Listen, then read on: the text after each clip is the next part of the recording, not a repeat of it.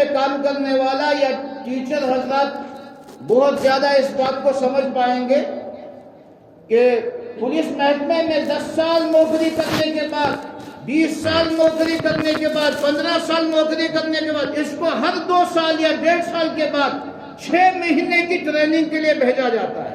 بھیجا جاتا ہے یا نہیں بھیجا جاتا ہے؟ کیوں بھیجا جاتا ہے؟ اس کو تو پہلے ٹرین کر کے آپ نے کھڑا کیا ہے، اب واپس ریٹرن اس کو کس چیز کی ٹریننگ دی جا رہی ہے؟ وہاں سے ہمیں ایک چیز ملتی ہے کہ اس نے جو کچھ سیکھا ہے ہو سکتا ہے اس کو بھول گیا ہو، اس بھولے ہوئے سبق کو یاد دلانے کے لیے پھر سے اس کو اپنے محکمے میں لاؤ، اس کو اور ٹریننگ دے دو، جو کچھ اس نے سیکھا ہے اس سیکھے ہوئے میں اضافہ ہوگا۔ ٹیچر کو ٹریننگ کے لیے لے جاؤ 1 مہینے 2 مہینے، اس نے تو پڑھا ہے لیکن اس کو بار بار ٹریننگ کے لیے اس لیے لیا جاتا ہے تاکہ اس کو زیادہ مہارت حاصل ہو جائے۔ اس لیے رمضان مبارک کا مہینہ بھی اللہ نے ہمیں ٹریننگ کے لیے دیا ہے۔ کہا بندو تم نے غافلانہ زندگی سال بھر گزاری، اب مہینہ آ گیا، اب مسجد میں پہنچ کے مفتی مت بننا، بس سال بھر کے گناہوں کو معاف کرا کے مسجد سے واپس آنا۔ سال بھر تم نے غفلت کی زندگی صرف کی، ذاکرانہ زندگی تمہیں سال بھر نصیب نہیں ہوئی، اب جب رمضان کے مہینے میں تم مسجد میں آؤ گے تو ندامت کے آنسو بہانا۔ لیکن ہم کیا کرتے ہیں؟ پہلے گھڑی پہ نگاہ پھر مولی پہ نگاہ۔ اس لیے بزرگوں دوستو، رسول رحمت صلی اللہ علیہ وسلم نے ارشاد فرمایا اولہ رحمتن، پہلا اشرہ کیا ہے؟ رحمت کا اشرہ۔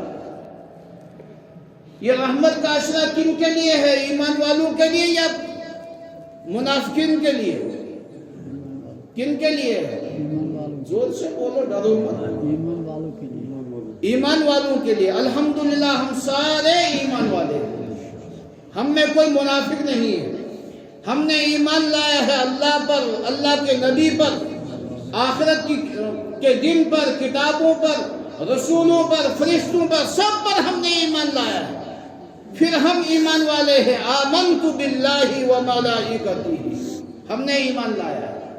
اور یہ ایمان صرف زبان سے نہیں ہے، تصدیق بالقلب سے ہے کہ ہم تصدیق کرتے ہیں اللہ ایک ہے، ہم تصدیق کرتے ہیں آسمانی کتابیں نازل ہوئی ہیں اور سب سے آخری کتاب ہے القرآن الکریم، ہم تصدیق کرتے ہیں ملائکہ ہیں اور ملائکہ کا سردار سیدنا جبرائیل علیہ السلام ہے، ہم تصدیق کرتے ہیں یوم آخرت کا دن ہے، موت ہے، ما بعد الموت والی زندگی ہے، خیر اور شر ہے۔ ان تمام چیزوں کو ماننے کے بعد ہم الحمدللہ ایمان والے ہیں۔ اس ایمان والے سے رسول رحمت صلی اللہ علیہ وسلم فرمایا یہ رحمت کا عشرہ ہے۔ کیا ہے؟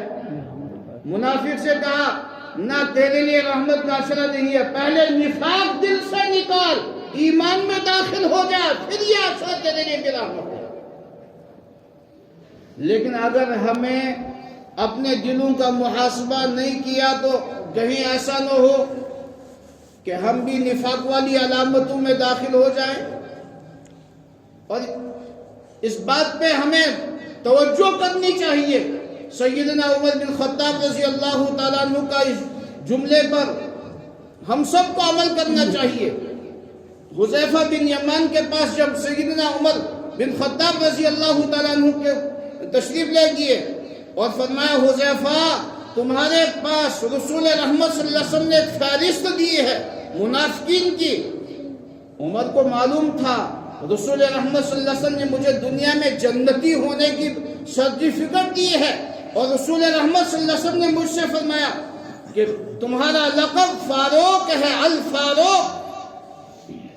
لیکن یہ عمر بن خطاب پھر سے جا رہا، حذیفہ میں آپ سے یہ معلوم کرنے نہیں آیا ہوں کہ کون کون منافق ہے، بتاؤ میں ان کا سر قلم کروں، ایسا کچھ نہیں ہے۔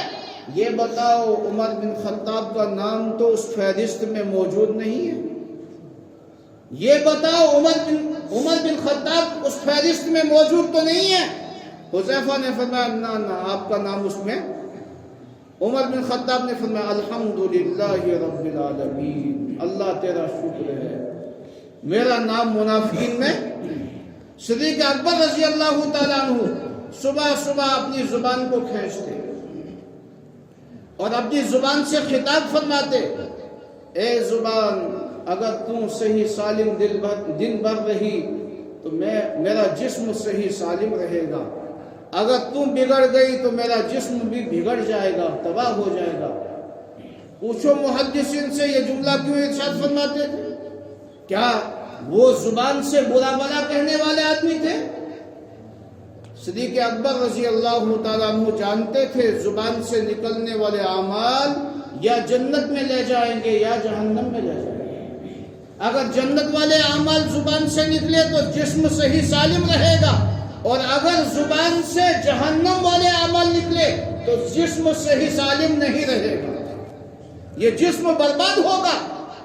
اور یہی صدیق اکبر فرمایا کرتے تھے، کاش میں گھاس کا تنکا ہوتا، دھوپ کی تپش کی وجہ سے سوکھ کے گر جاتا، مٹی کے ساتھ مٹی ہو جاتا، مجھے حساب ہی نہ ہوتا۔ کاش میں درخت کا پتا ہوتا اور بکری جانور اس پتے کو کھا جاتا، مجھ سے حساب ہی نہ ہوتا۔ اللہ تو نے ہمیں انسان بنایا، اور انسان بنانے کے بعد اللہ تیرا شکر ہے ہمیں صاحب ایمان بنایا، ایمان کی دولت دی۔ اب ایمان کی دولت والوں کو چاہیے کہ رمضان کی قدر کریں۔ رمضان کی کیا کریں؟ کیسے قدر کریں؟ کہ ہر اعتبار سے رسول رحمت صلی اللہ علیہ وسلم نے جو جملہ ارشاد فرمایا ہے اس کے عمل کریں۔ نبی علیہ السلام نے فرمایا اسی حدیث سلمان میں، فرمایا صحابہ کی جماعت لوگوں کو افطار کرایا کرو۔ کیا کرایا کرو؟ افطاری کرایا کرو لوگوں کو۔ افطاری کرانے سے کیا ملے گا؟ نبی علیہ السلام نے فرمایا اس کو افطار، جو لوگ تمہارے مال سے افطار کریں گے ان کو اپنے روزے کا ثواب ملے گا، لیکن افطار تم نے کرایا، تمہیں ان کے روزوں کے بقدر ثواب ملے گا۔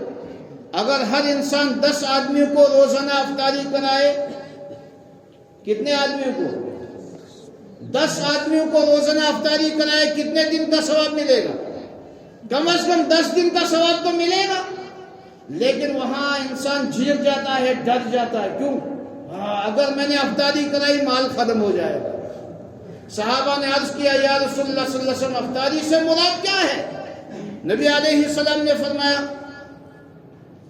افطاری کے وقت میں پیٹ بھر کے کھانا کھلا دو۔ افطاری کے وقت میں کیا کرو؟ پیٹ بھر کے کھانا کھلا دو روزے دار کو۔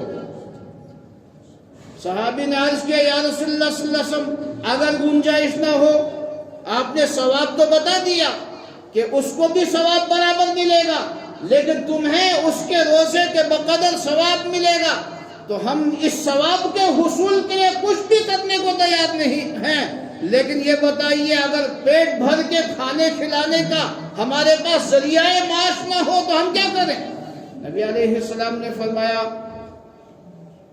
دودھ کے گلاس سے افطاری کرا دو، کھجور سے افطاری کرا دو، سادے پانی سے افطاری کرا دو، تب بھی تمہیں ثواب ملے گا اور برابر روزے کا ثواب ملے گا۔ لیکن آج کے زمانے میں ہم کیا کرتے ہیں؟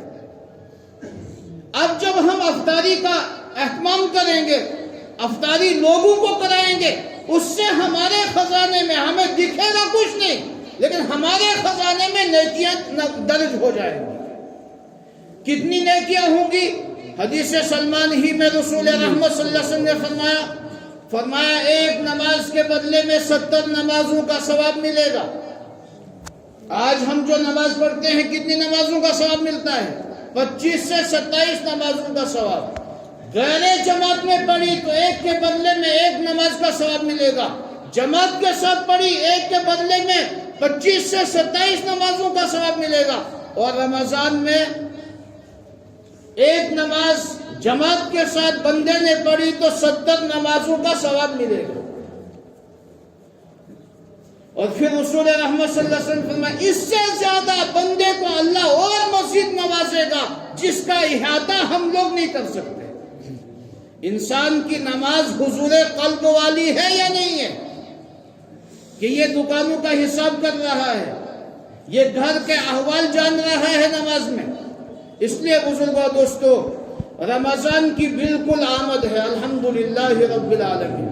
گزشتہ سال ہم زندہ تھے، ہم میں بہت سارے لوگ تھے جو مر چکے ہیں، اللہ ان سب کی مغفرت فرمائے۔